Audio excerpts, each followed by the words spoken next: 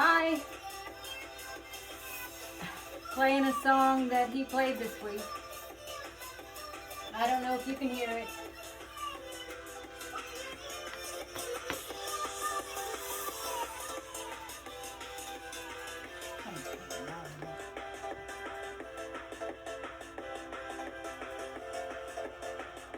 It says, don't fret.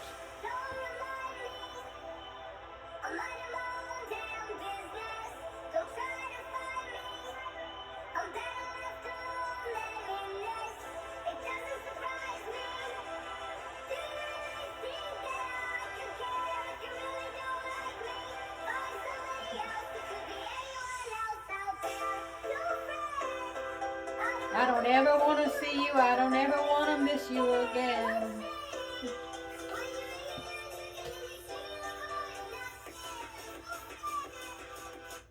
As you know, I can't really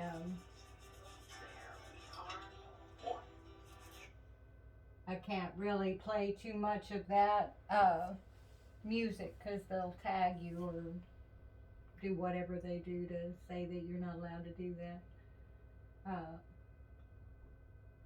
Anyway, I'm glad to be back on here finally.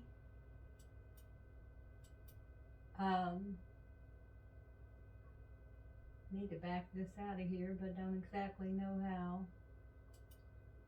I will do it again in a minute. Anyway, not a good way to start out the program. How about if I just close it and then figure it out later? Today I wanted to talk to you a little bit more about judgment, and we'll talk about what behavioral patterns are and how all that gets tied into judgment. But first off, I'd like to say my name is Cindy. I started this channel because I realized there was another channel.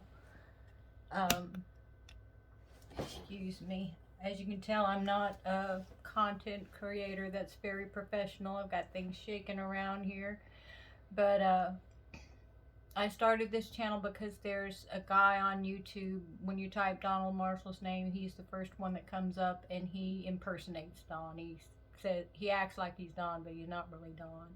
He's an old guy. I saw his gray hair on there one time whenever he put a video on there on an accident where he was actually in it, and I called him out on it and he took it down. But it's got a lot of subscribers, and my feeling is he's probably a shill put on there as a distraction because he shares all kinds of things Don would never share. So I created a channel under Don's name, Donald Marshall, to counteract that one and to actually bring more people to the realization of what Donald actually said back in 2012.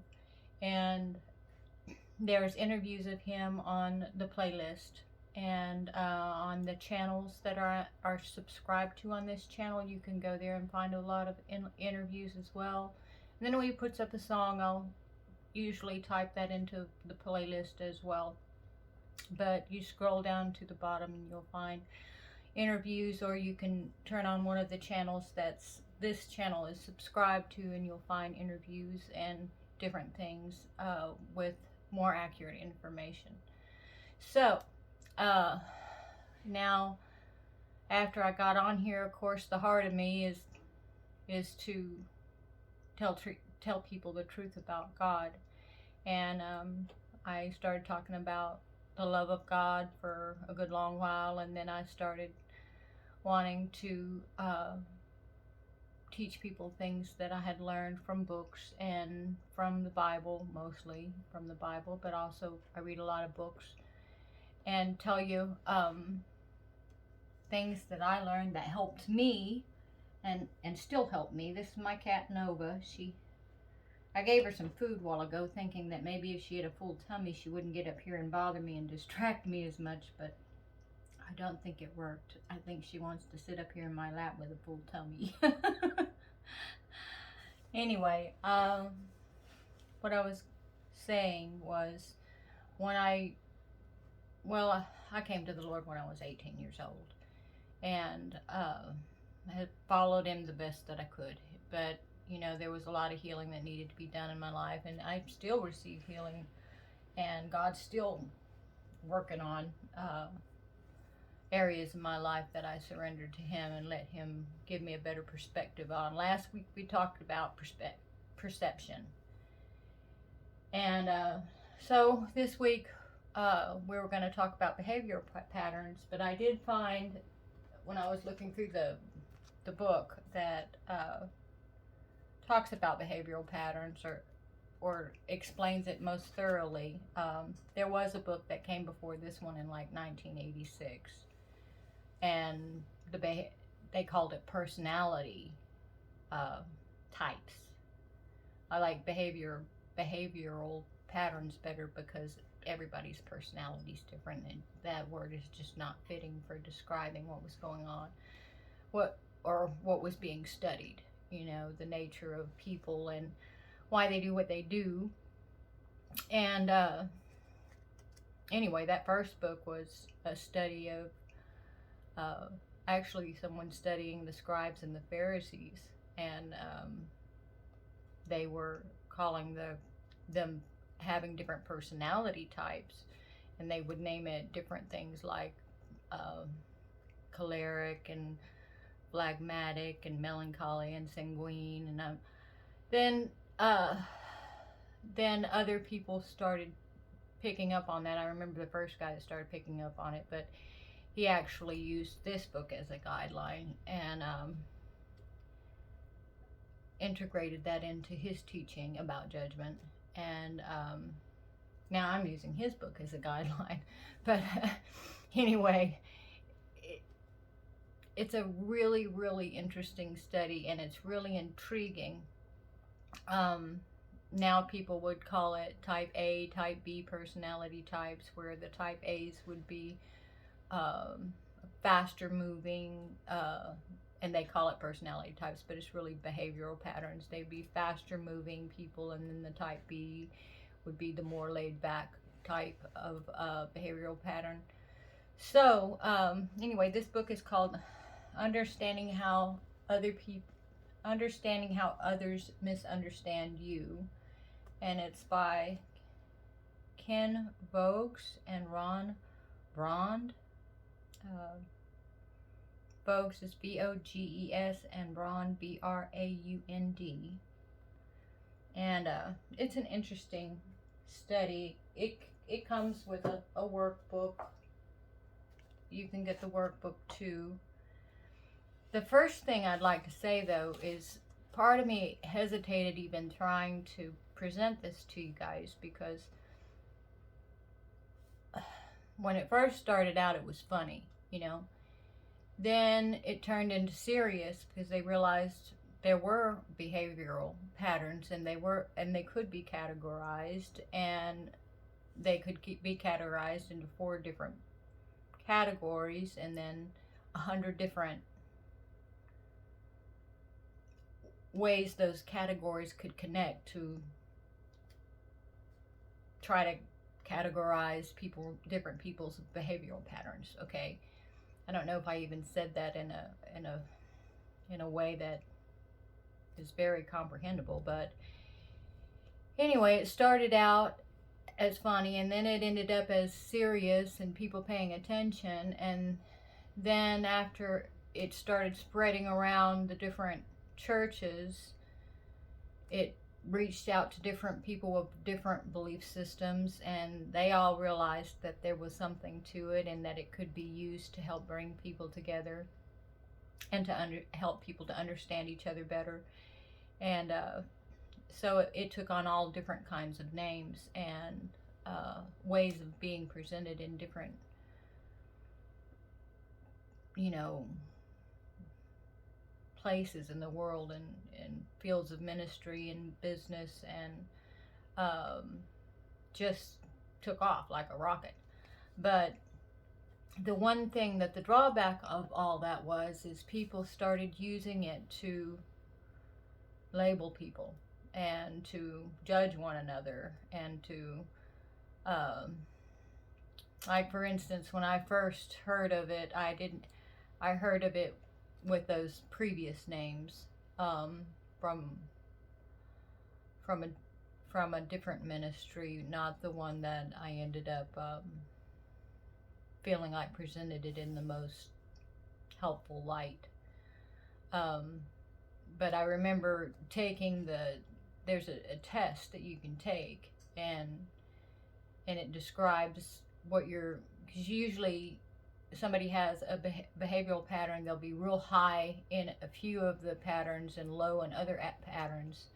And I tested mine, and I was like, oh, I had to have that behavioral pattern, I had to be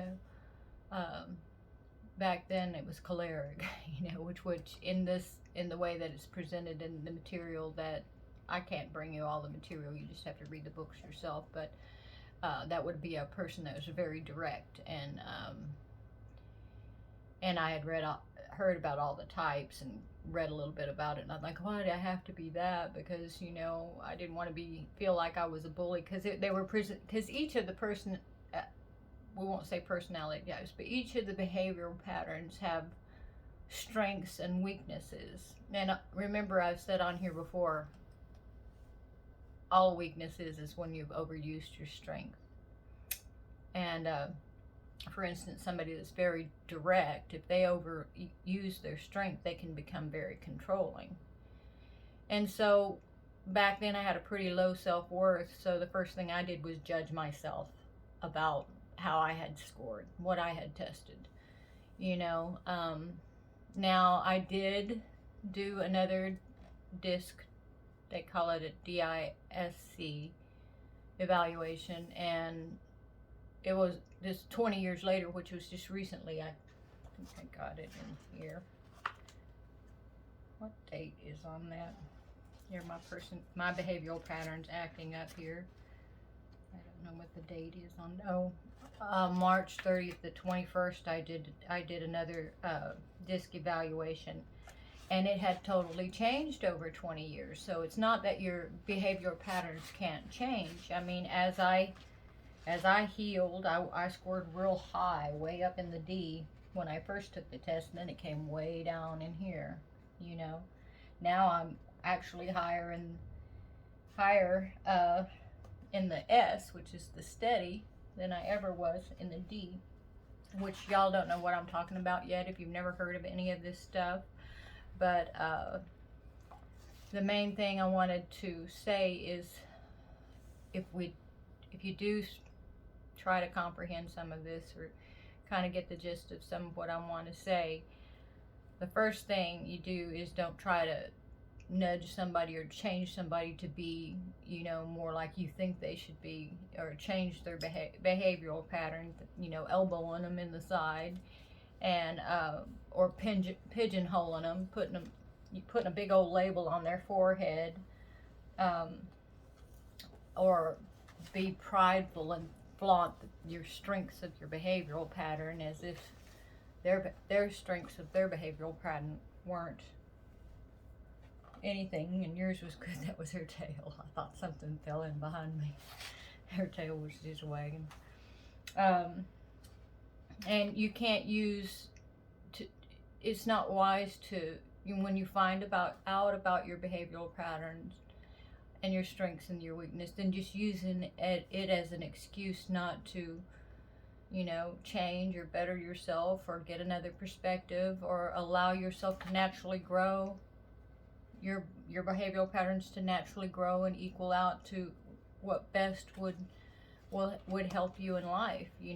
People want to use them as excuses. Well, I'm this, so that, and they just label their own selves, let alone labeling other people with this stuff. So there's dangers to people always saying, well, that's a type A personality and she's a type B, so don't, just labeling them and then putting expectations in wrong places over people. All that's rooted in judgment. Because for me, I want the most Christ-like life I can achieve in this life, So being a perfectly balanced behavioral pattern in the way that I do things is not my goal. You know, my goal is to follow Christ and his example, and to allow his spirit to work in me to bring forth the most good out of me for myself and others, and to love God and return his love that he's showered me with. So anyway, I just wanted to quickly say some of that before I go on to talk just a tad. I've already put 15 minutes into just trying to explain that I'm a little bit shy about sharing this part of how we're affected by judgment. Now, since I only do this once a week, or whenever I finally sit down, that shows right there that I'm not as a high C. Now, what is a high C? I haven't even talked to you about those behavioral patterns yet, but having everything perfectly, meticulously organized. I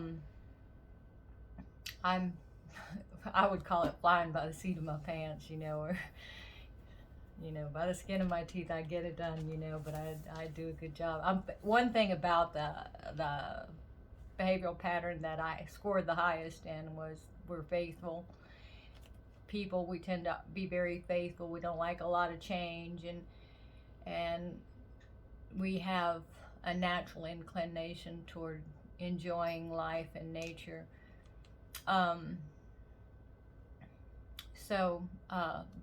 But I wasn't very high in that behavioral pattern either. I was just almost as high in the more direct type behavioral pattern when I tested. But so I had an interesting score. There wasn't very many people that scored exactly like I do.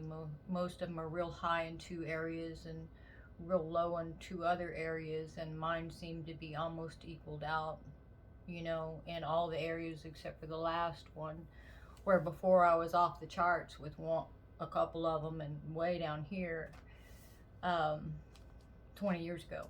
You know, so you can't really label people or say, well, that's the way you'll always be, you know, because people change, you know, and it's not about labeling and judging people that we would even be interested in studying people's behavioral patterns and styles. It's more or less so that we'll learn to understand how to communicate better with people and how to not judge, which would cause more division and conflict in our lives, you know. So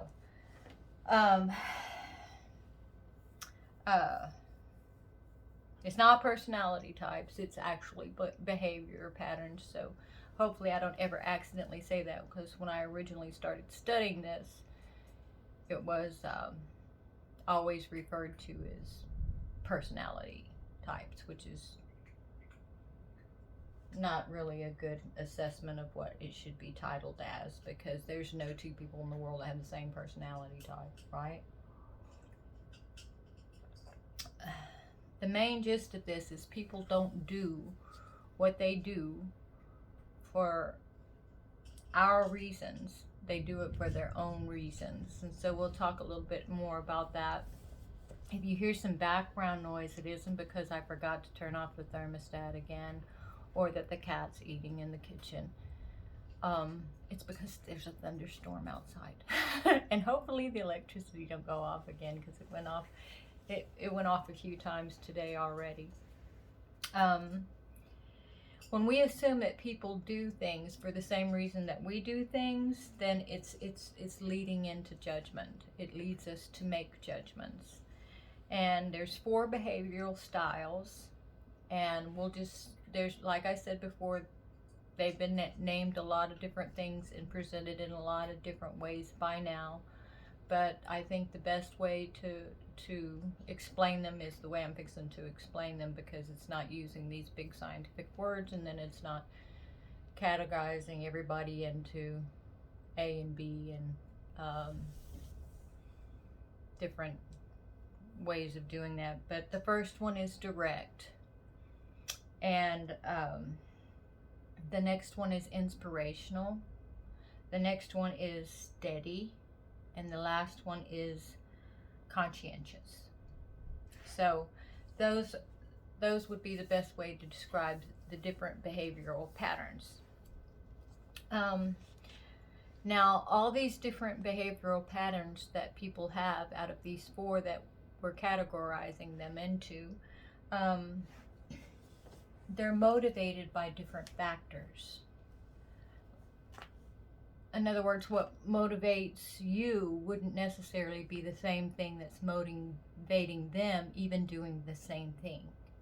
So, the type D, we'll call them the type Ds, which I used to rate really high in, and it came way, way down, and then my S went way, way up. But the type D people are very direct people. They like to get to the point. They want to get to the bottom line of everything. They're the kind of people that's like, don't tell me about the labor pains, just hand me the baby. And they're the get it done type people. And Nova, she likes my new chair. Hopefully she don't tear it up with her nails, but I'm not. I'll let the cats keep their claws. So we got the type D, which is the very direct behavioral pattern, and it's easy sometimes to tell a direct behavioral pattern. Well, if you read the book, then you'd have a lot more detail about the weaknesses and the strengths of a type D behavioral pattern. Nova, you know you're not supposed to get on the table. Now, she never gets on the table till I come and sit here, when I'm eating, she knows not to get here, but I hardly sit here just to talk. Nova! Goodness gracious, girl. You know what, I'm just going to let her sit back there, because I'm not going to go chasing her down right now. I'll get after her later. She's probably going to be surprised, because I usually get her off the table the minute she gets up there. Get me a big stick. Oh, I can't stand it. Nova. Okay, well, goodness gracious, I'm not going to go on forever. So the next one is type I, which is the inspirational behavioral pattern. And they're the people, you know, they love people. They love to socialize with people. They're easily inspired. They get all excited. They always have a smile. Like, it's easy for them to smile all the time. And but they also get easily discouraged. And they really want to be liked by people. Oh, she's driving me crazy. I can't stand it. No, excuse me. Nova. No, you're not allowed on the table. I'm sorry, it was going to distract me forever as long as she was up there on that table. Goodness gracious. No. You guys forgive me. Alright, so we got the people-loving type, right? The happy, have fun, party hardy kind of inspirational people. So they're so inspiring and fun to be around. And then you have the type S people. Now they're the ones that they stay calm. You know, they don't like conflict. They'll avoid it at all costs. They just don't want the chaos, don't want the trouble. Just leave me alone. I'll be all right as long as you leave me alone. You know, a lot of times they're even thunder's just thundering outside. This video is starting to be funny already. First the cat, and then me trying to explain this and thinking I was going to be able to, and stumbling over it all. But all right, let me keep trying. So we have the steady type behavioral pattern. They just want everything to be just steady. You know, they're very loyal people, and they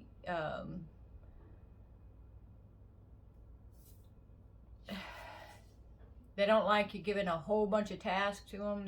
They can take a small task, and they can always complete it, and they get in a routine, then they're faithful to that routine.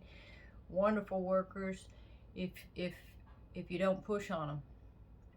I mean, and you'll see all these different behavioral patterns probably in your family or in your workplace, or maybe even discover it in your relationships if you're married or have a boyfriend or girlfriend, and you notice you can learn different ways to communicate with them that'll bring less strife into your life and less judgment. So the last one is the type C, and they're the conscientious people. They're very aware. They are very observant. They're very analytical. They're detail oriented. They want everything to be quality, and they want it in a controlled mannerism, and they hate direct conflict because they're always going to handle conflict in some kind of diplomatic way, and try to tell you all the details to prove their point or whatever. So you have those different personality behavioral types, and a lot of times people will major in one and then have another one they minor in, and just a few of the other that tweak out here and there. You know, I don't know how. Anyway, you've got me. I have more of a higher of an S. My profile says SDIC, so I'm the least in being the analytical type, even though usually, but they're pretty well straight across the line. All of them are in the blue, none of them are really high or low, so I kind of got a little bit of a balance there. Usually the type C's they love to do research, they love to study the details, they love to memorize, they very smart about noticing all the rules, and they don't like things to change very fast, because they were told it was this way, and then all of a sudden you pop a lot of, I got a whole new way of doing this, they're going to look at you like, no, I know everything about doing this, and let me do it, you know. So I kind of raised a little low in that, but I love to read, and I love to study, and I love to expand my understanding on things, you know. So I do have some of that in there, but maybe that's because I'm so steady that anyway, enough about me. I definitely wanted some peace about, just to me, it gives me a peace of mind just to know and understand what's going on, right? As much as I can, you know. But I got some I in there, and that's the funny one part, you know, the part that wants to party and have fun and smile and crack a joke if I can, you know. And I also have some D, because if you set me off too bad, you're definitely going to get some direct answers from me. So, but all of these patterns have, you know, weaknesses that are their natural behavioral weaknesses, but then they have natural behavioral strengths. So to put somebody in a category and just pick out all the weaknesses of their behavioral pattern is, ooh, did you hear that? Thunder, lightning. I think there's a song about that, something about it being frightening. All these songs have been popping in my head lately. I think I've been in a good mood. Anyway, I got a breakthrough last night when I was in some meditative prayer, and I felt it was just awesome. It was good. Now all of these different behavioral patterns here, I thought nothing would distract me. The cat's already distracted me. Now my fingernail broke, and I wish I'd have wore short sleeves, because I turned the air off and it's getting warm in here, even though it's thundering and lightning. Hey, it's raining cats and dogs outside, Nova. Would you like to join them? I love her, but she's a pest sometimes. She's like, yeah. Okay. So they could be doing the same thing, the exact same thing, but all with a different motive. So a direct person, their biggest fear is being disrespected, because respect is a high priority to a direct person. And So they would probably lie, tell a fib, stretch the truth, just to maintain respect. And an inspirational person, they wouldn't be prompted to lie for respect. They would be more prompted to tell a fib to maintain social acceptance, you know? And because that's a high priority to them, you know, being accepted in the crowd, being liked, and being valued by people is a high priority to them. So a steady person that has a high steady behavioral pattern. Now, they probably wouldn't lie for either of those reasons, because that's not a main priority to them. To them, they would probably lie to avoid conflict, just because they don't want to deal with the conflict. They don't want the trouble. And then a conscientious person, they might lie just to appear to be right, because you know they have all the details. They've read the book. They know how exactly how it should be done, and if they said something that was wrong, they might not want to admit that they were wrong, so they might lie just to appear to be right, because it's very important to be right to a conscientious person that's always studying everything to a T and crossing all the dots and dotting all their I's and crossing all the T's. A steady person might not even be able to say that right, because we're pretty laid back, you know. I did range the highest in that type S, you know, and so you would think I was pretty laid back. Now, 20 years ago, when I did the same test, I did not have as a high of an S behavioral pattern, and I was not as laid back as I am now. So a person's behavioral patterns can change through the years as they grow and mature and learn more. So it's not about labeling somebody and, you know, trying to put them in a box, you know, as if somebody's behavioral patterns can't expand, you know. If they're real weak in one area, they can get stronger in that area as time progresses, and as they yield to the truth and learn better ways to behave in different situations or to communicate with people. So we all have completely different needs and fears, and we have completely different desires, and so our motivations for doing things can be completely different from somebody else's, you know. We want to resolve conflict, but we fail to understand why people do what they do. We always think that they are doing what they're doing for the same reason that we would do it. Boom, answering the question why. Judgment, straight up. I'm going to move up my chair because I keep sitting forward and sitting back. Boy, it's coming down out there. It's raining. So I have been using my faith for that rain. And I love to hear it rain once I've been using my faith for the rain. So it's a beautiful sound to me. I love the rainy nights. Okay. So we think that they're doing it for the same reasons that we would do it, whatever it is, or saying it for the same reasons we would say it, whatever they said, you know. So we're projecting our reasons and our values onto that other person. When we answer the question why, and we think we know why because that's what we would do if that were us, you know. It's really coming down out there. And I think I'm still going to share this video simply because even though, you know, my behavioral pattern is pretty laid back, I still keep myself really busy, and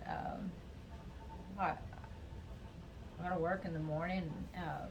I didn't get all dressed up for nothing. I mean, it's not like I'm totally dressed up, but I definitely was running around here in shorts and a t-shirt without any makeup on. Just before I sat down to do this video, because I don't go around every day, all day wearing mascara, Anyway, excuse my southern slang, but if I'm gonna get dressed up for it, doggone it, we're gonna do it. That's my type eye coming out right there. Anyway, I'm inspired. Let's do this. So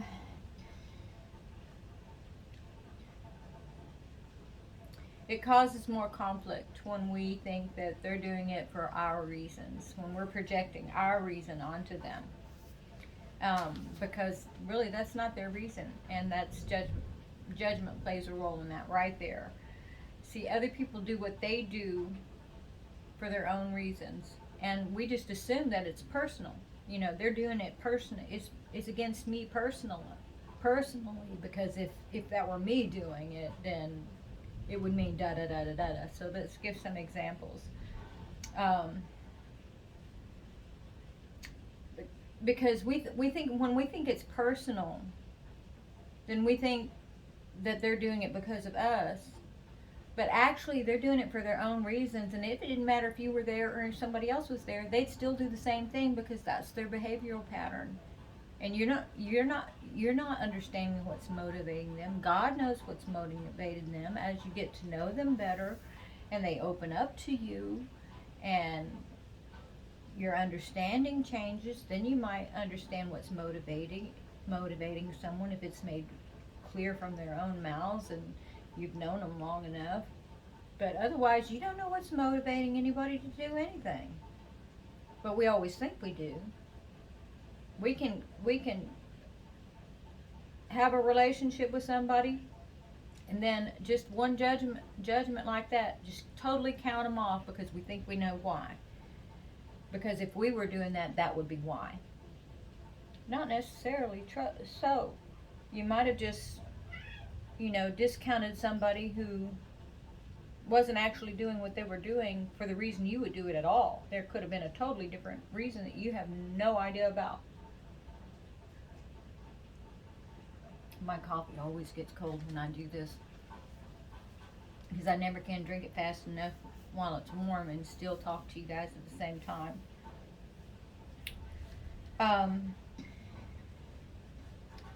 So the direct behavioral pattern, people that are very direct in their behavioral patterns, they need a lot of space. They want room around them. They don't get real close to you when they talk. They kind of stand back and talk to you, because they just need a lot of space, and they always make eye contact, and they don't come up and just touch you. You know how some people come up and just hand on your shoulder, or stand real close, shoulder to shoulder while they're talking to you, or whatever, leaning forward when they talk. Direct people don't do that. Now, inspirational people loving people that are very, very personable, they do that naturally. So inspirational people, they're touchy-feely. They're not they don't distance themselves from people, and they would never do that unless they felt uncomfortable with a person, or like they disliked a person. So if a direct person meets an inspirational person, and that person's kind of like invading their space, they could assume that, well, if I got that close to somebody, I would be trying to come on to them. So she must be trying to come on to me, or he must be trying to come on to me, if that's a direct behavioral pattern in a woman. But at the same time, vice versa, put the shoe on the other foot. The inspirational person's like, well, why does he keep backing up from me? He must not like me. Is he angry? What did he do? What did I do something wrong? And then she just steps closer. She gets closer to see, to try to be closer to him. He's like, oh, she's coming forward again, or vice versa, whatever sex is, whatever style. Because there's inspirational men and very direct women. And before you know it, the inspirational person's judging the direct man for being so distant, because the only time she'd ever get that distant is if she didn't trust somebody, or if there was, she felt uncomfortable. And the only time he would get that close is if he was trying to make a move on somebody. So they're both judging each other by their own behavioral pattern, not understanding the difference. And they could even make what each of them fear come about just because of their judgment, because that's how they're judging the situation. And so you kind of get the picture on the example there.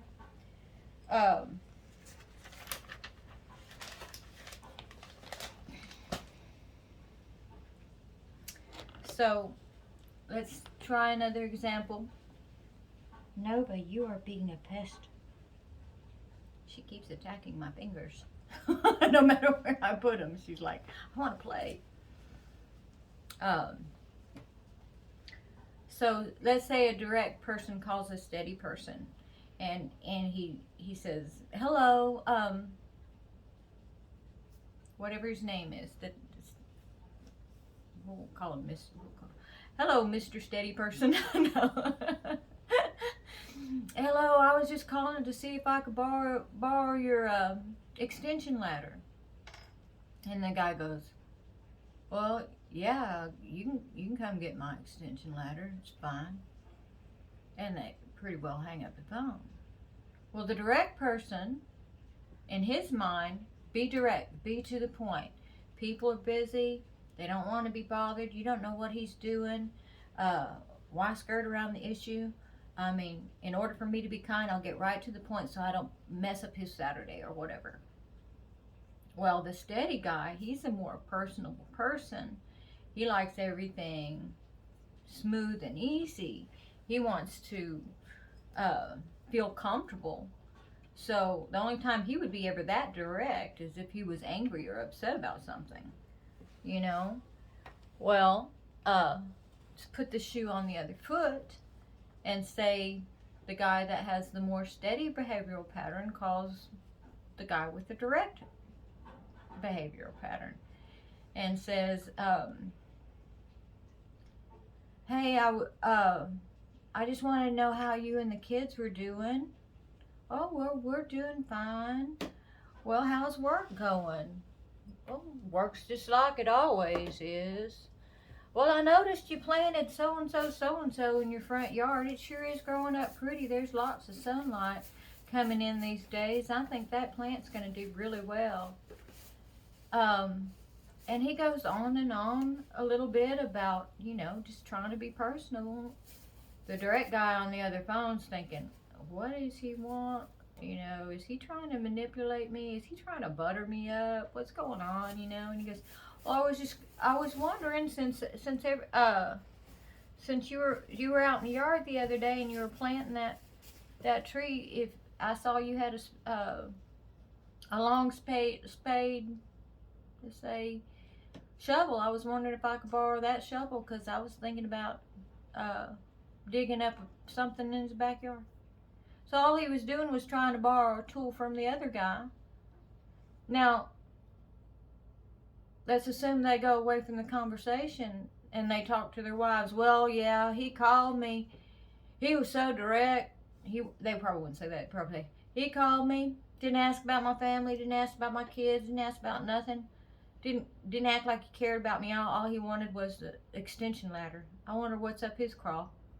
And then the other guy goes to his wife, man, he called me, asked me all kinds of personal questions about you and my job and everything. I don't know what that guy was wanting.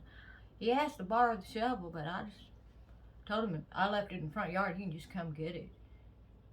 You see how we can judge each other on our behavioral patterns? And that wasn't the intent of either man. Both were trying to be kind to each other and considerate to each other, but they didn't understand how that person, his natural way of relating to life and what he thought was valuable and what he thought was right to do in order to be the best friend he could be to the person. Each one was trying to do that, but they had a conflict in the behavioral patterns, which put dissension in the relationship. So you could think of 1,000,000 different scenarios where these different behavioral patterns could have conflict, because they all have different motives for doing whatever that they do, and how we naturally project what we would do onto somebody else and judge why they're doing it, and most of the time totally off. So everybody doesn't do the same thing, you know, for the reasons that we do that same thing. They have a different reason, and we can't assume that we know why. Anybody does anything, really. That cat is, I think because of the rain and the thunder, she's just like super active, turning stuff over and in and out the chairs.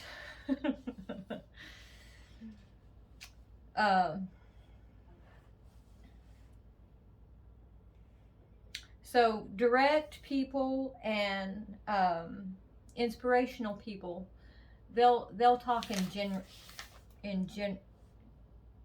generalities, just being general about, not very specific, but just generalities. You know, they're going to be more general in just the way that they're talking. And so if a conscientious person tries to relate to those behavioral patterns, and they begin to explain all the details. Have you ever met somebody that they're just they're trying to tell you a story or tell you what happened, and then they just tell you every detail down to what the person wore, what color the car was,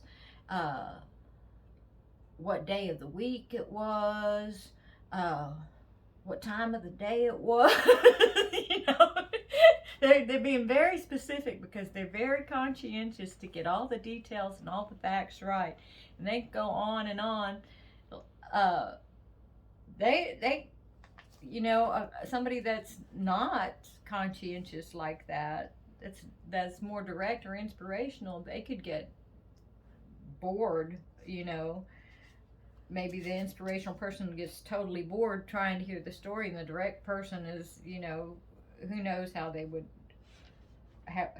react. Maybe they think, you're telling me all these details because you think I'm stupid, you know, you know, or you know, maybe you're trying to manipulate me, and maybe you're telling a lie, and that's why you're telling all the details. You know, we always try to assume, because maybe that's what, if he was trying to tell all those details, you know, he would try to be skirting around. Anyway, they assume that that person is doing these things for those reasons, but it's maybe just their behavioral patterns. Now, if all the behavioral patterns were communicating and understanding each other, you know, God made us in such a wonderful way where the person who sees and gets all the details can help the other person who's got a lot of drive to get the job done, you know, not miss a detail. You know, that could have been a very important detail that could have messed up the whole job, you know. And then the inspirational person, you know, everybody could get totally bored with life and bored with their work and frustrated at how mundane everything is, if they didn't have that inspirational person there with their smile and their jokes and their happy attitude, and the way that they can bring people all together to get the job done, so they're not just separated, not even thinking about doing anything united together. You know, they could be the one that pulls people together to do something great, you know. So all of these behavioral patterns, they work together to make life sweet. Or we can capitalize on the negative side, or the drawbacks or the weaknesses of other people, think that they got to do things the way that we do things, or they're not right, when it's just their natural inclination. You know, there's a lot of judgment and all that. Because people don't do things for our reasons. They do things for their own reasons. And the conflict that we have isn't because they're doing anything, you know. It's not because the person was talking a lot. It's not because she was standing too close. It isn't because he's standing too far away. It's not because he asked about his family a lot, or he got straight to the point. None of that was the conflict. All of that was just stuff. The conflict came because of the judgments that were made about each other. I thought I'd get through a whole video without coughing, but I couldn't. I think I'm allergic to my own makeup, because you know what, when I don't put this stuff on, I hardly cough at all. My own makeup or something. I didn't even spray very much hairspray. I don't even know why I even put that on at all. But I don't know. Sometimes I think it's just because I'm not used to trying to talk for 52 minutes, and then I do, my throat goes like, what are you doing? You talking? You know, because usually there's not anybody here to talk to, so I'm quiet all day long. Except for if I talk on the phone, you know. I go to work, I sometimes talk, but I've been home for the weekend, and I have been quiet this whole weekend, hardly said a word. And then I say, all right, I'm gonna make a video, and I go write my little notes and sit down and try to talk, and my throat goes, what are you doing? You keep talking. I thought, maybe if I make myself some hot coffee, then that won't happen. It got cold on me. Okay, so a lot of times when we first meet somebody, we'll make those initial judgments all on thinking their behavior pattern has to be exactly like ours. You know, that they're not even allowed to be who they are, because the minute they're not like us, we're gonna have an initial judgment to them and then just back off from, and we don't even really know the person. We haven't even given ourselves a chance to get to know who they really are, let alone build a team that could work together to do something that's significant in the world. You know, we're so busy with our judgments that a lot of times we don't even give people a chance to really get to know who they are, what they think, or to even build a relationship that's valuable to us, because we can't get past those initial judgments, usually because we think they're doing what they're doing for the reason why we would do it, and they're different from us. You know, people are allowed to be different from us.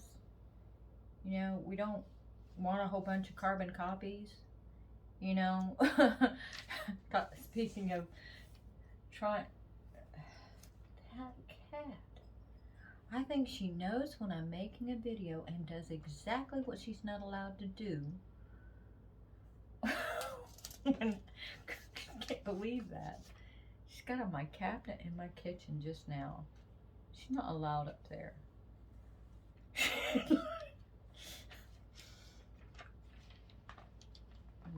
I'm all right. I'll behave.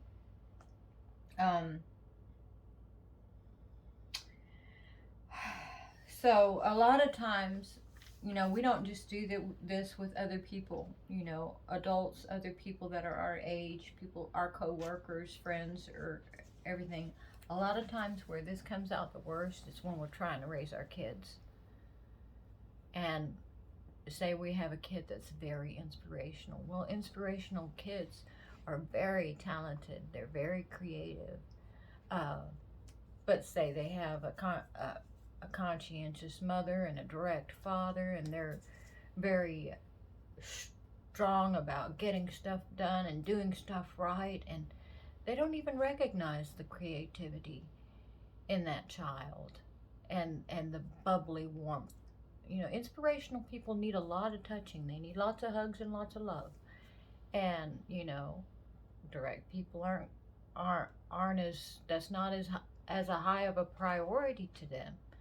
So, you know, as parents, we try to mold our kids into our image instead of allowing them to have their natural bent and their natural behavior pattern and become who they really are.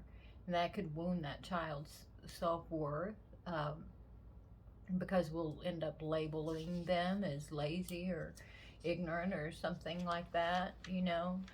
Or say, you know,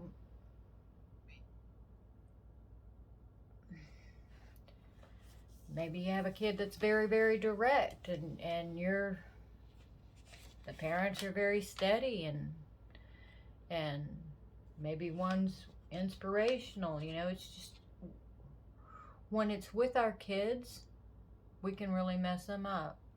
I was a lot more direct when I was raising my kids, and then I had, you know, of course, thank God I had enough inspirational type behavioral pattern not to be so horribly mean, but I had a child who was very, very, very steady, you know, and very laid back, and I was drive, go, go, go, go, and, you know, putting more on his plate than he could handle, and even becoming critical when he couldn't handle it.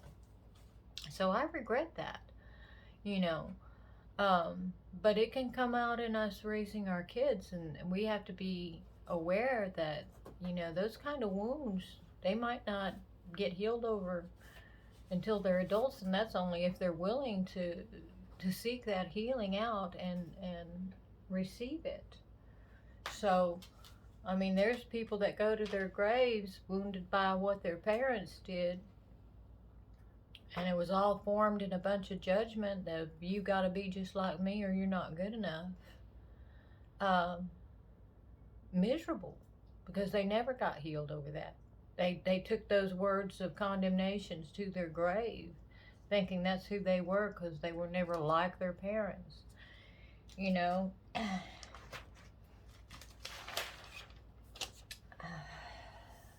because direct people are very multitasking, and then a steady person, they can handle a few tasks at a time, but they're very loyal to it, and they do it very well once they've learned how, you know. So, you know, that can really get in the way of the way that we're raising our children, not just in the way of how we're establishing relationships in our lives.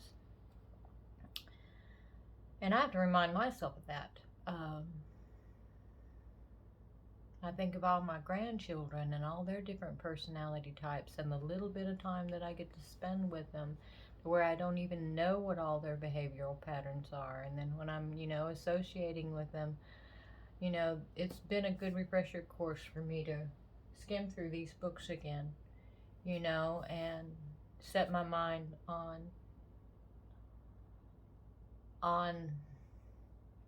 how someone's behavioral pattern can actually bring out judgment and cause conflict when we're not understanding, you know, maybe they're not worried about getting the job done. They're a high I, and all they're worried about is going and playing, you know, making sure that their friends are happy because their friends wanted this or that or the other, and, you know, you gotta be some I need to give some understanding to that, you know, and communicate better, you know, when it's time to make good on your word, and when it's, you know, you've done that, and it's time to release you and let you go be you, you know. So think about that with your kids if you have children, or with your spouse if you're married. If you're in a relationship, then give some understanding that, you know, she's not doing what she's doing for the same reason you're doing it, and he's not doing what he's doing for the same reason you would have done it. So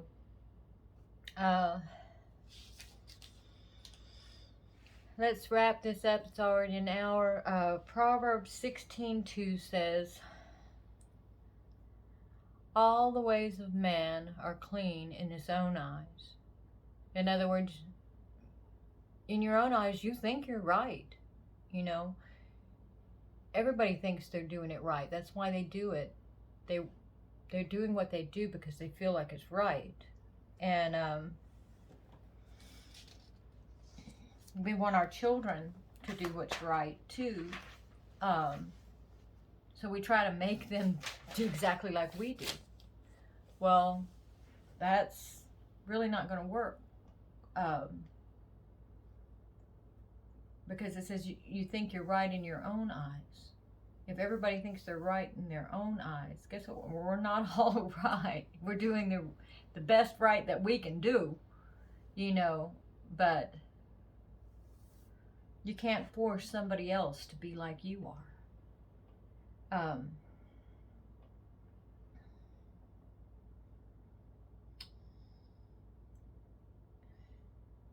And then when they're not like you are, you know, criticize and condemn them, thinking you know their motivation, that it's rebellion, or that they're just ignorant because they can't be like you are, because they don't have the same behavioral pattern. They weren't created with that bent. There is a scripture that talks about, well, it says, raise a child in the way that he should go, and he won't depart from that. But if you look in that scripture more, it means raising that child according to his natural bent, his natural creative way of expressing who he is in life and being able to excel in it. You know, it's not preached like that, but study the words out and you'll get a deeper meaning to it. You know, there's 50 different faces to the Torah. Truth isn't just one avenue. It's when you can see all the avenues of truth. The more of truth you see, the bigger picture of truth you get.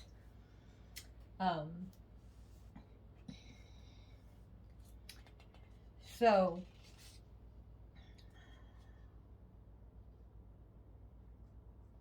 we can learn to have value for people who are different than us, and we can learn to communicate with them and be supportive of each other and encourage each other, grow closer to each other, and let our strengths work together and build each other up in our weaknesses. That'd be a whole lot better than what we've been doing, is just judging everybody, thinking that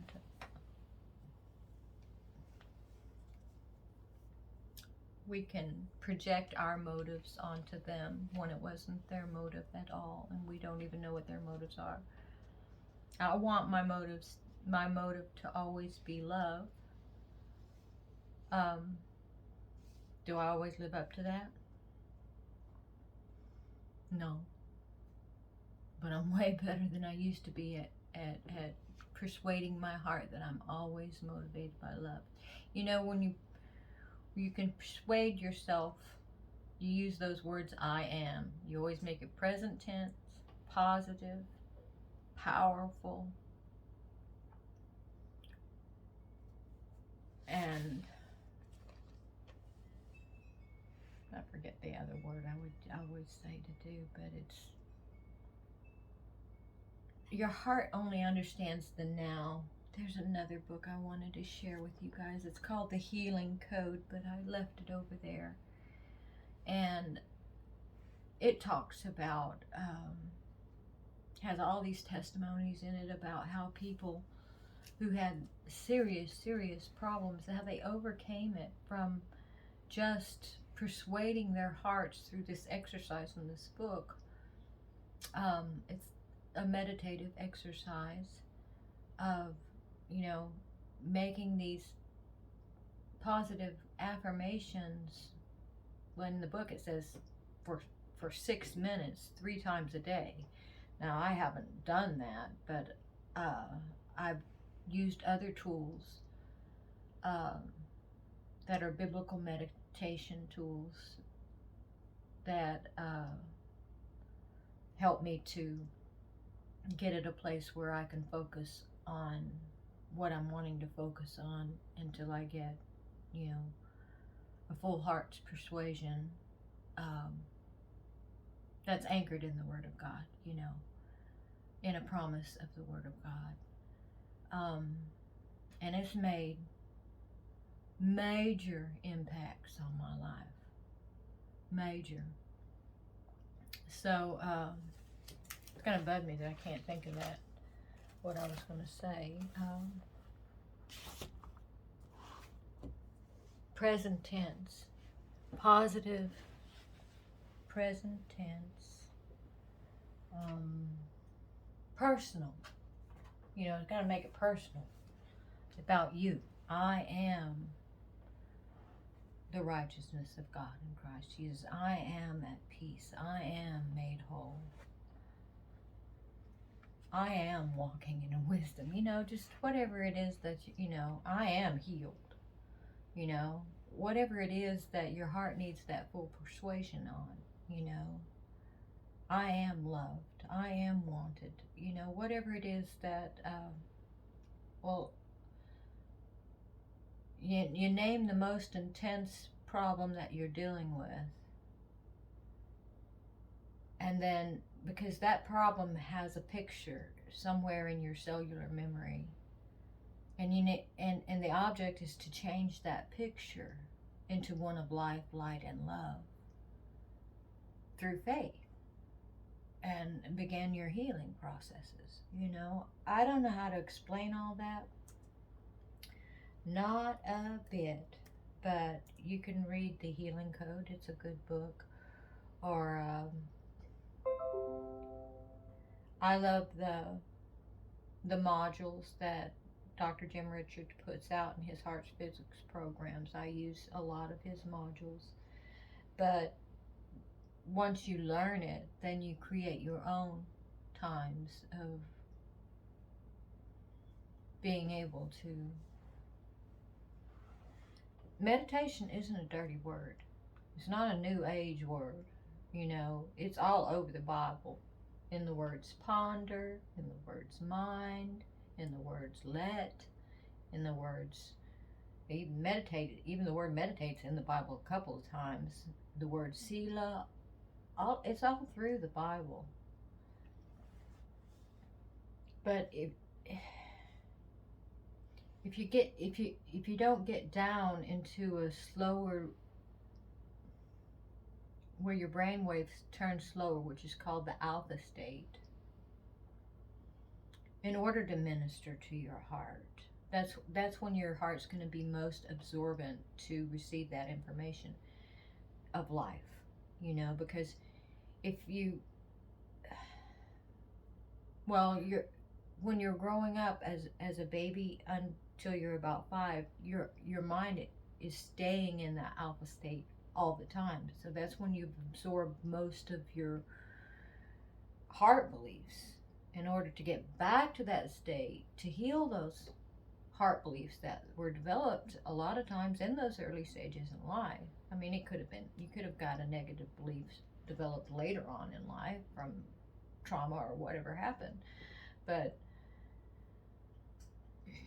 if you're in a fight or flight state of consciousness, where that survival mode, where you're going 90 to nothing and you're just, it's not going to influence your heart as much as when you can still yourself. Even the Bible says, be still and know that I'm the Lord. That's another meditative scripture. So don't turn me off just because I said the word meditate. until I learned to meditate, there wasn't a whole lot that changed in my life. I was mostly always going from my head. I didn't even understand that the scripture said to guard my heart, to establish my heart, to write on my heart. You know, because out of the heart springs forth the boundaries, the issues of your whole life. That's scriptural. You know. So let's go to wherever the heck I'm at here, if I can. I usually close out with saying what's up with Donald Marshall, what he's recently oh, he's not on Twitter anymore, what he's recently put on Instagram or Facebook, and talk a little bit about that. Then we close with a few names of God to contemplate and to meditate on, because the names of God actually show the character and nature and more of God's identity. Well, they went by the names of God before Christ manifested on the earth, who was God incarnate. I mean, Jesus Christ himself showed forth all of the names of God in his life and ministry. But because there's so many lies told about God, a lot of them are against his names, even what his name says about himself. And in the Bible days, your name meant a lot. You know, your name meant a lot. They would name you after, well, even like, I think since I don't know the sentence by heart, but the first genealogy says a sentence about the redemption of Christ, you know, going from Adam to about the 7th generation. So that's how important names were in the Bible. Looking up the meanings of their names said a complete sentence of a redemptive story. So anyway, here I am on Dawn's Facebook page, and where we left off was, remember I was talking about he was saying that he was going to go to Rome, and I had no idea what he was planning to do there. He put on a few pictures and talked to us a little bit about what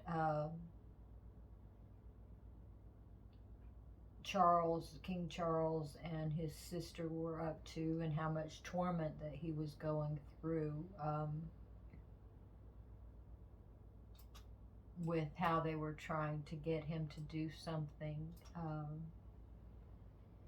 very manipulative, and how the popes were all involved in it, and that they're I don't know, he just said it was getting really, really bad.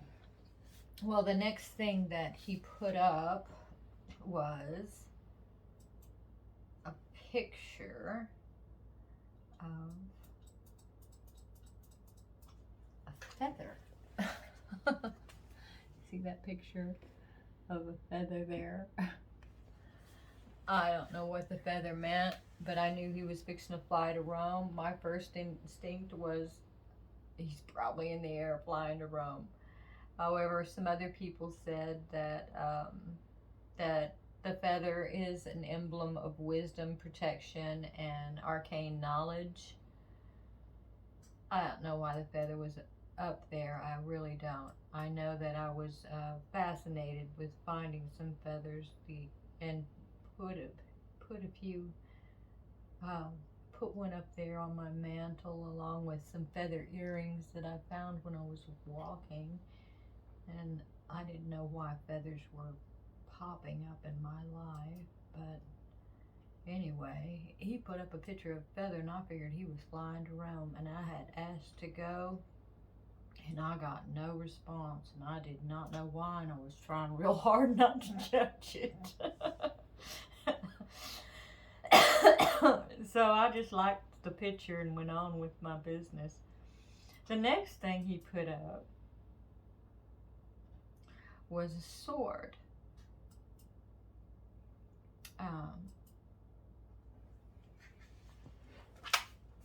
See the picture of the sword.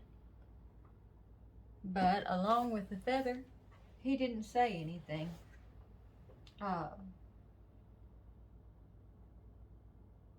Now, I don't know why he put up the sword. Well, I'm learning how this works, though. Uh-oh. This whole thing isn't going like I had thought it would. There's a lot more comments on Instagram than Facebook, but since I'm not going to get on Instagram and read all the comments,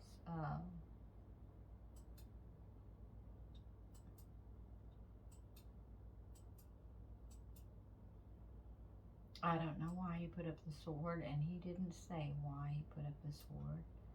But I did notice, it looks like a picture of a moon behind that sword.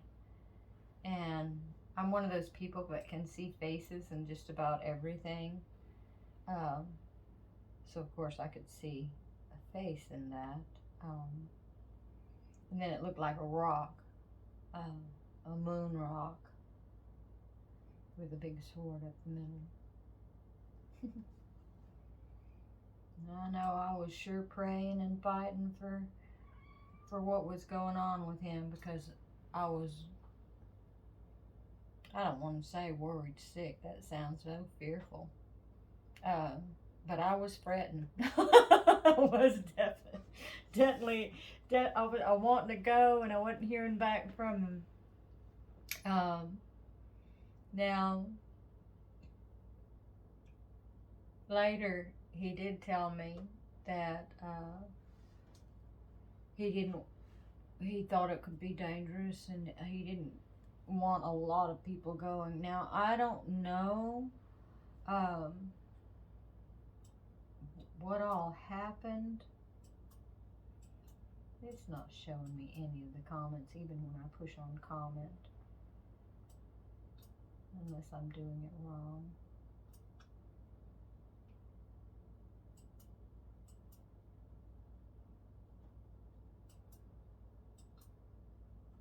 Anyway, maybe I will have to go to Instagram next time, but we're running out of time this time. The next picture he put on was this picture. Oh, that light's showing in there. No, but boy, this whole video section, this whole thing did not go like planned, but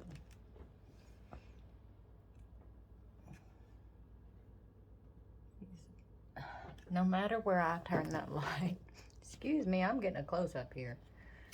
Uh-oh, now I'm really messing it up. I'm used to my other chair. Sorry, guys. Hey, I told you I wasn't a professional anything, and my personality type is the type S, so you're gonna get some silliness with me. There. You'll just have to, well, you don't have to do anything. You're free. But I'll just plead with you. Please forgive me for my not doing everything perfectly. If you have a type C conscientious personality type, you probably haven't lasted this long watching me anyway. So maybe you will forgive me for my weaknesses. He put up that picture. Oh, great. Norton wants an update. No, you're not getting in.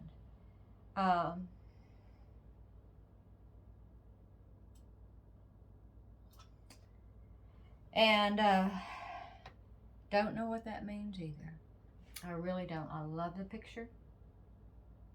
but I don't know what it really means. I'm sure it has a lot to do with, well, you guys go figure out the true history on by yourself. I'm not even going to arguing with anybody about history. But the picture does speak 1,000 words to me. I'm just not going to elaborate what those 1,000 words were. You can let that picture speak to you yourself. Okay.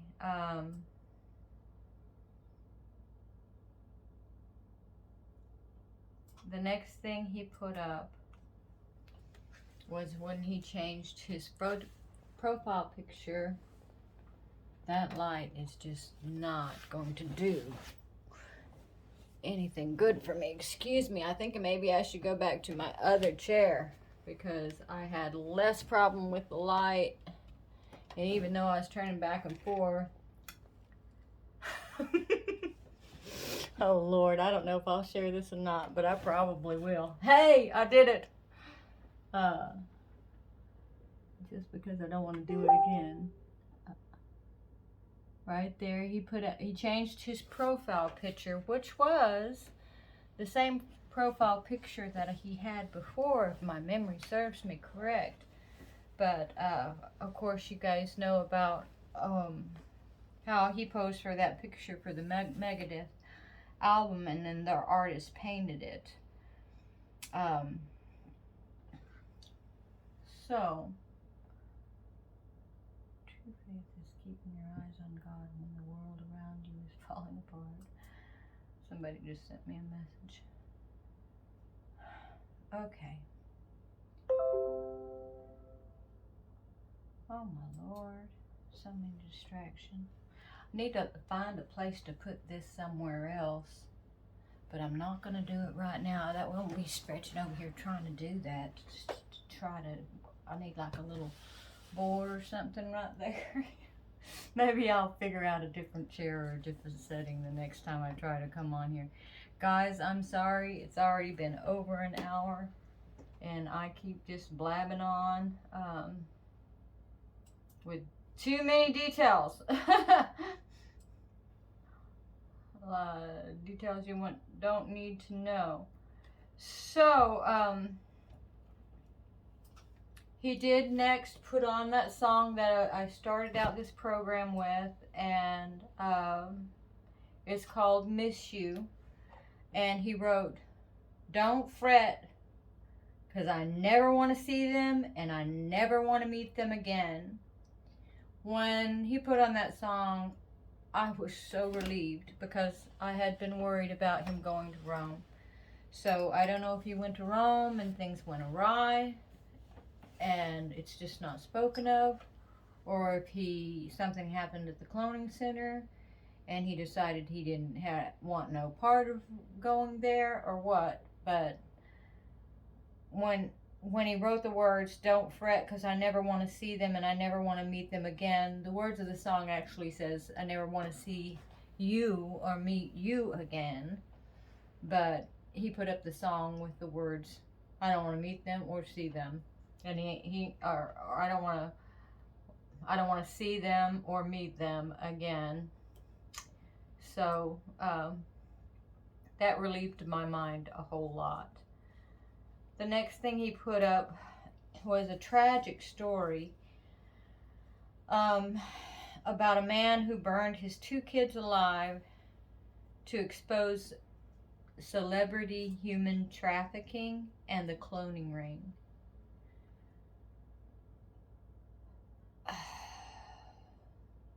I read that story and it is pathetically, horrendously sad. That man murdered 2 children and a woman, set a woman ablaze. I don't know what his motive was. He says that his motive was to expose the cloning centers and celebrity human trafficking, but who knows? You know, in this, I got that light turned around, so I'm kind of in the dark right now, but I'm not going to go mess with that light again. This story really saddens my heart.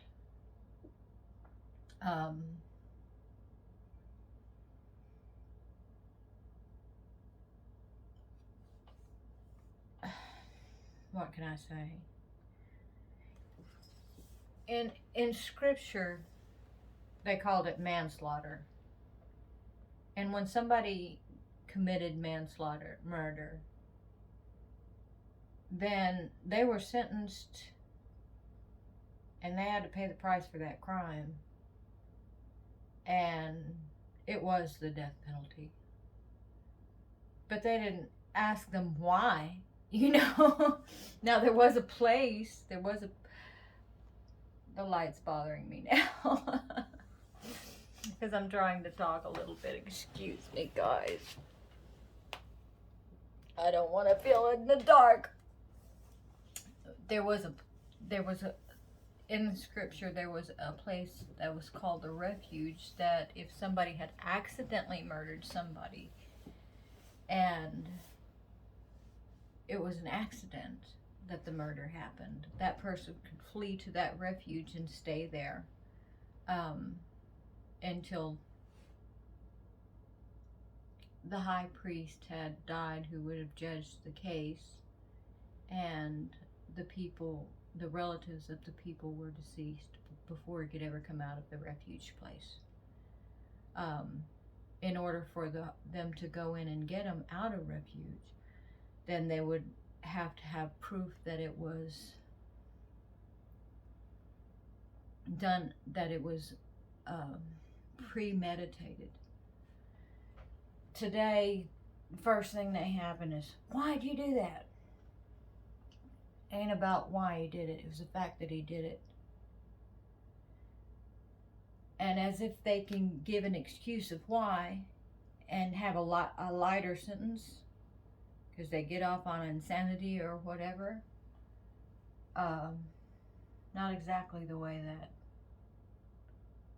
true justice is meant to be, in my opinion.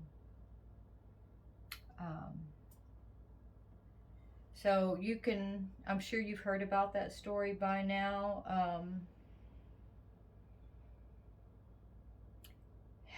Then he put up another post. Well, let me show you the picture of the guy first. If the light's there, it's there.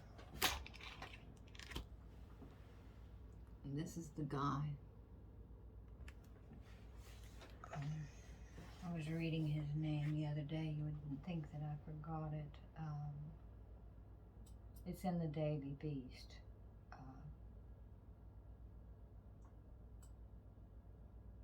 But he didn't help anything or anybody by doing that. All he did was add to the evil. And his name was Hurtado, Philemon Hurtado.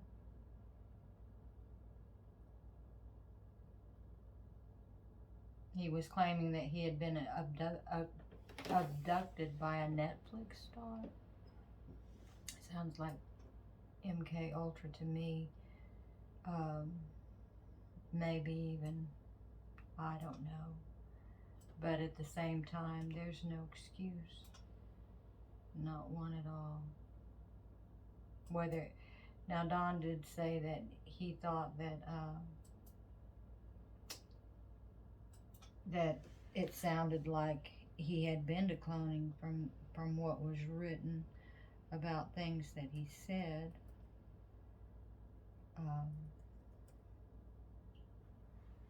It's very disturbing. So,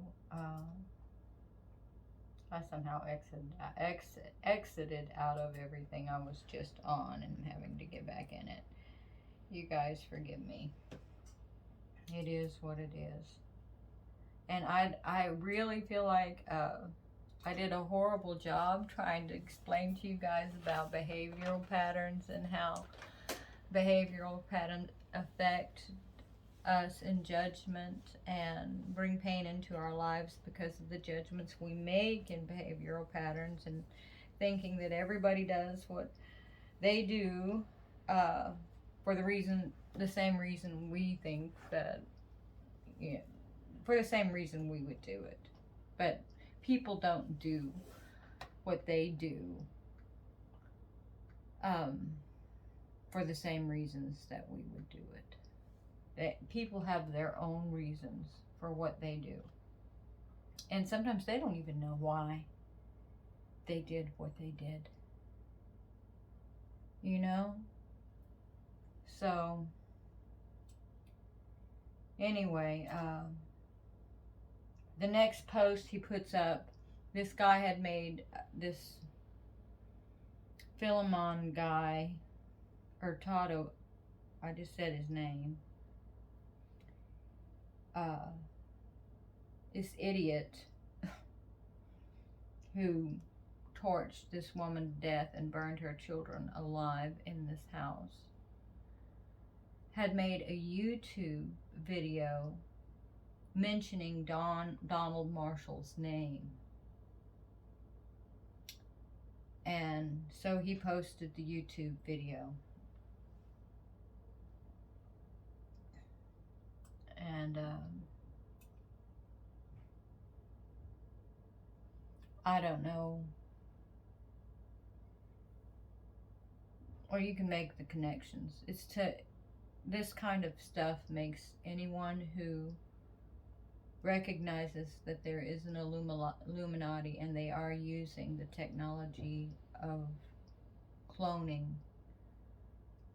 to do unscrupulous, horrendous, filthy things. It makes us look as crazy as this guy when this guy's going to get all that attention on the media. People will not want to listen. They'll be afraid that we're just as crazy and loony as this idiot. So it's really bad news, but no sense in fretting over it and letting it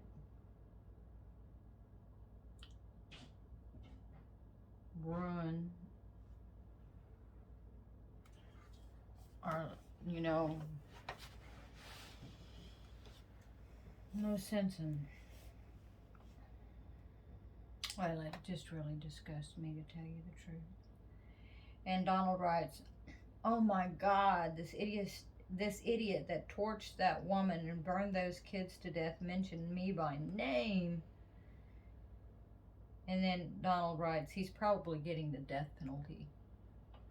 However, he was from California, and from my understanding, they actually haven't executed anyone from the death with the laws that they have for death penalty since 2006.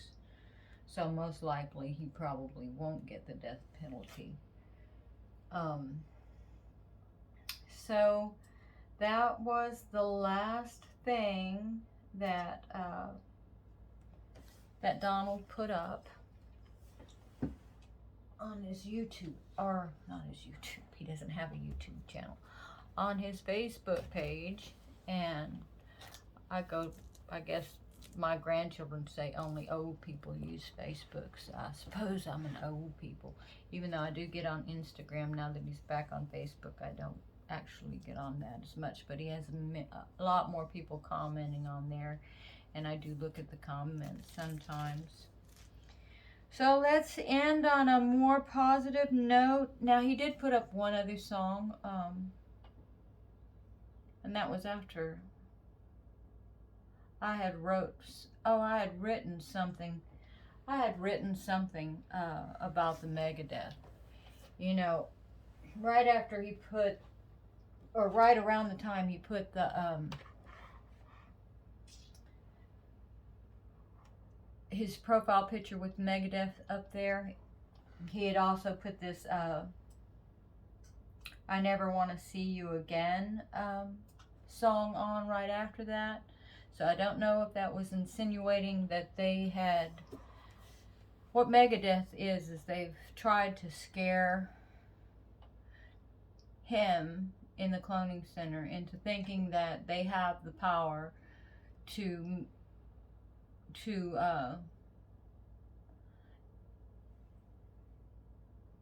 make his clone, that even after he dies, make a clone of him that has his consciousness in it, continually tormented and tortured for all of existence and all of eternity. And they call it Megadeth. So I had written a little, let's see if the comment's on there. I don't know. Maybe it is. I had written this little spill, and right after that he put on another song called Kodak Moment by I forget who. But it was a really beautiful memory. Very beautiful music. I don't know why I said memory. Kodak Moment. I was trying to remember the name of the band, but I couldn't remember it. And it's obviously not on that page now. But if you've been following him, you might have listened to the music. It was a beautiful, beautiful song. I think I put it in the playlist on this channel. If you want to check it out, it's called I think it's called Kodak Moment. I hope the volume is up on my phone enough to catch my voice. It sounds like it stopped raining and thundering and lightning outside. But I'll read what I wrote when you put that up. It just came right out of me. It's kind of long. Mega life. Repetition is a teacher, beware. Soul snatching and kidnapping everywhere. Luciferian scheme and make pretend, putting consciousnesses in cloned bodies. It's hard to comprehend. But the spirit is not the soul, and the soul is not the spirit. Souls are caught up in a warp of time. Some are down with this, thinking there is no end. Others resist and receive torment, but only in this soulish realm. Not many will understand this. Even so, I walk this not alone. He is always with me. I lift the arms that hang low. Somewhere in another dimension is paradise. Also, there is a place called the abyss. The enemy pretends that they are in control of all of this. Recorded consciousnesses in great distress, they call it Megadeth. They worship death and know not the Lord. Truly it is them who are caught in Megadeth, even though they act as though they'll have no part of it. Not us, who they try to suppress. It's them who suffer the true Megadeth. For us there is life with no more strife, because I am more than my body. My soul will become new as my spirit arises. I will have a continual party of true life, life like God lives it. Playing repeats of recorded deceit, they mess with the hearts of men, convincing them of the threat of Megadeth. But my spirit will not be there. It will be taken elsewhere, somewhere they cannot go. Paradise. One's long. Somewhere they cannot go. Paradise, where my spirit lives on and my soul will be made new and whole. So much is staged and so much is fake. They will not get away with this. They are doomed to the abyss, should they not repent. They know repetition is a teacher. It's hard not to believe what you see and hear over and over again. So they use the fear of death to keep men in bondage.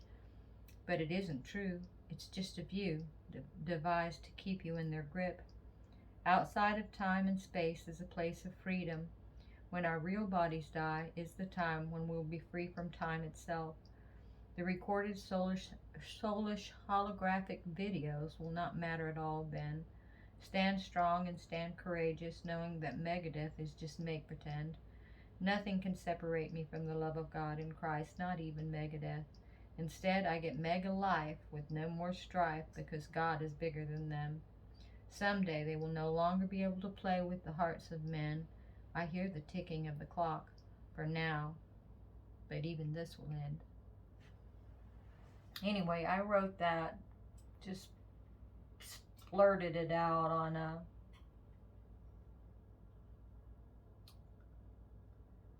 on his page when I saw that picture of Megadeth, of his face on the Megadeth album, and anyway, it's not my best rhyming, but it just came forth. You know, I've written, well, a whole big old notebook full of poetry that I thought I might publish when I get the money. When the tax man stops knocking at my door so hard, maybe. But I've been writing in between that, and I never know if I'm fully finished with it or not. And I keep writing new ones, ones that actually rhyme. But sometimes stuff like that will just come out of my heart, you know, when my more inspirational part of me rises up. Oh, I got it in my lap. I feel like I'm going on and on and on with my talking. And I am. Dang, it's already almost 2 hours. I'm sure people have turned me off by now. Oh, Lord. Well, it is what it is. I really didn't mean to stay on this long.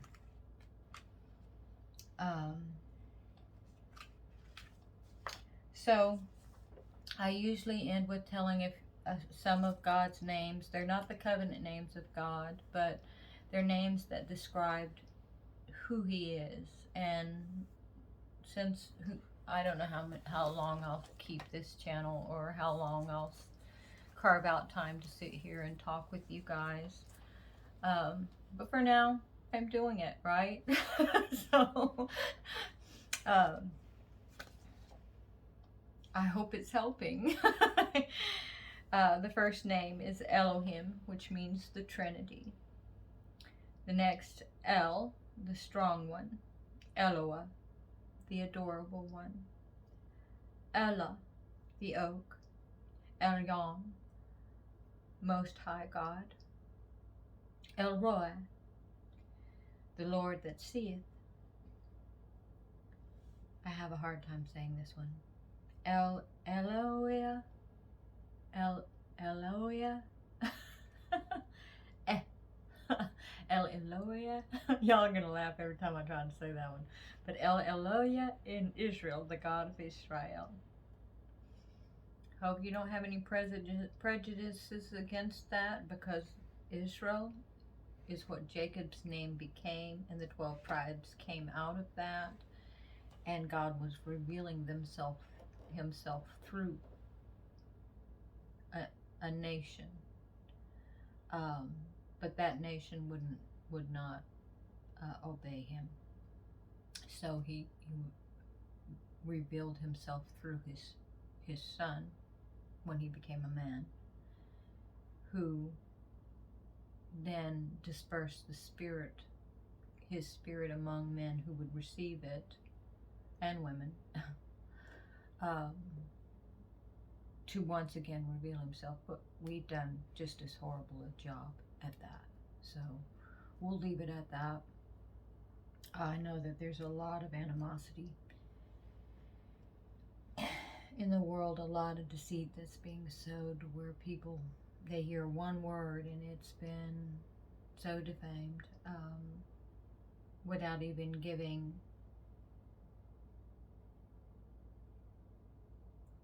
themselves a chance to have a broader perception of a reality, you know, that they don't see yet. So, El Olam, the God of eternity. El Shaddai, the Almighty, all-sufficient God. Adonai, Jehovah, our ruler. And the next one is Jah, which is spelled J-A-H, and it means the independent one. So, independent one, that's like stands alone, uncommon, no one else like him, totally independent, and we're made in his image. Each one of us are different, and even though we can categorize behavioral patterns in 4 different categories that can disperse into 100 different other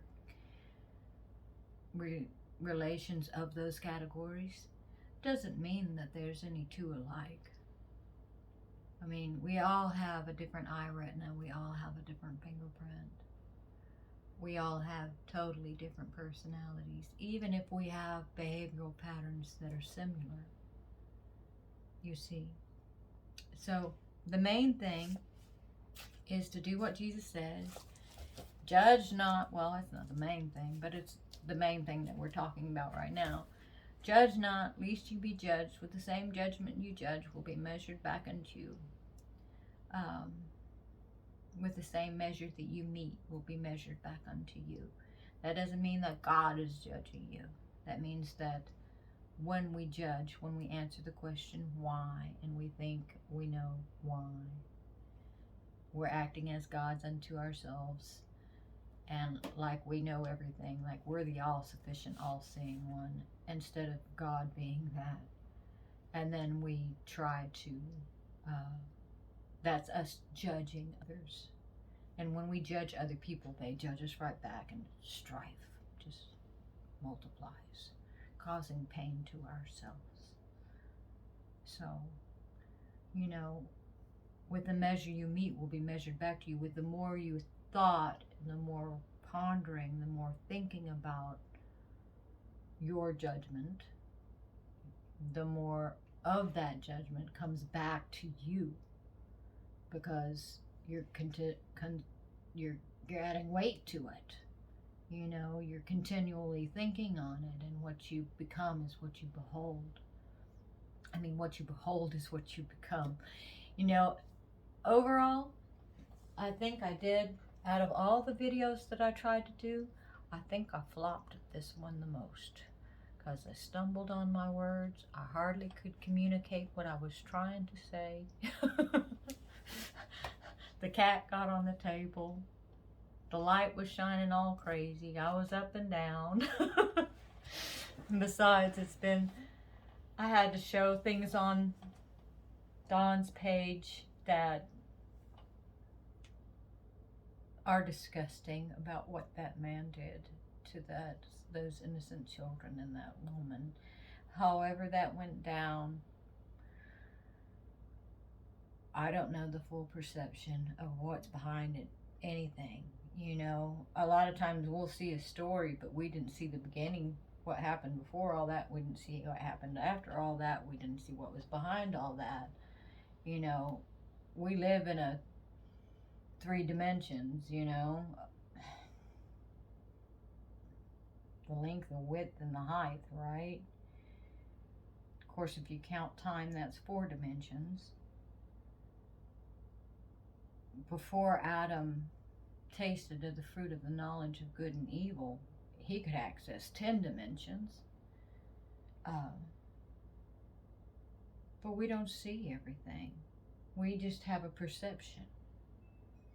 You know, all I can perceive is what the article said.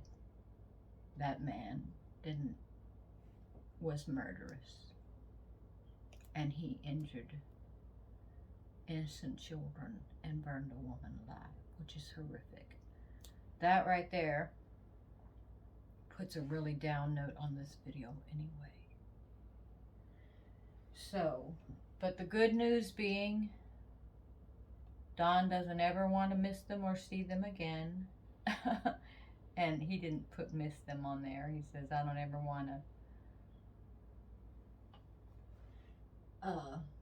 I don't ever want to see them. I don't ever want to meet them. Now, the song says miss them, but he put the lyrics that he's wanting to say. I don't ever want to see them. I don't ever want to meet them again. Whoever them is, you know, which then again is still another speculation. My speculation is whoever, you know, he was going to meet or see in Rome. You know, not talking about those who were there to back him up, but whatever was going down that obviously he didn't want to share more of. Thankfully, that on a high note, he's safe. Well, as safe as he can be for, you know, at least he's not in Rome at the Vatican saying it could be a dangerous or deadly situation. I mean, that's the good news. So there's a high note on that. I'll end with the song that I started with, if I can get it playing here in a moment.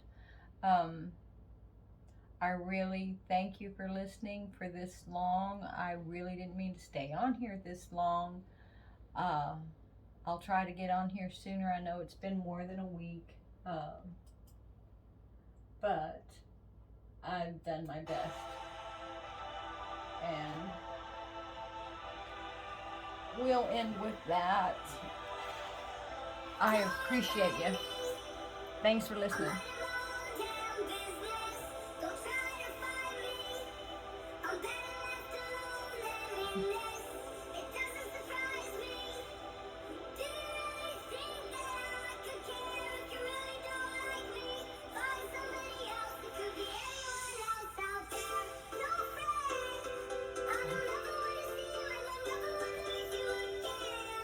Have a good night, or day, or afternoon. Take care, you guys.